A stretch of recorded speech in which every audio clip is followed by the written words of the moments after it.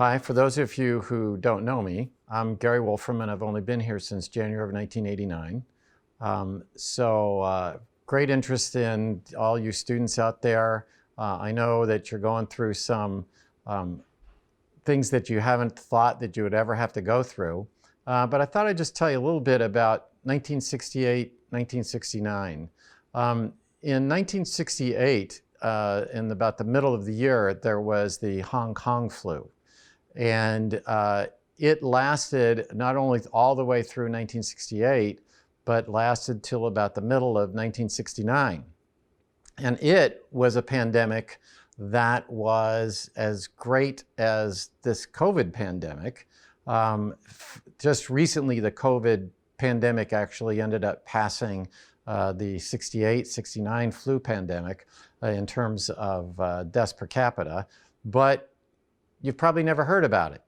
And the reason is because we also had the Vietnam War going on in 1968 and 1969. And so everybody's attention was focused on the Vietnam War. And the Vietnam War was not something that was a very happy experience. If you've talked to anybody that lived through that era, or if you've seen any movies or newsreels on it. And just think about it. What did we have in 1968 and 69? In 1969, we had Woodstock. Just be a little bit positive here, right? It's easy to sort of get yourself into, watching the news, and all the news is about how terrible all the things are. But just realize that we've gone through this before. This is not the first time, and it's probably not going to be the last time.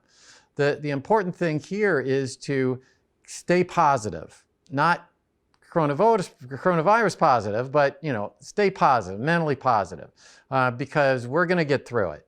And for a number of you who are freshmen, this is your first semester that you've been here. I always tell my students that, first semester is the hardest semester by far, because you don't really know how things work and how the tests are and everything.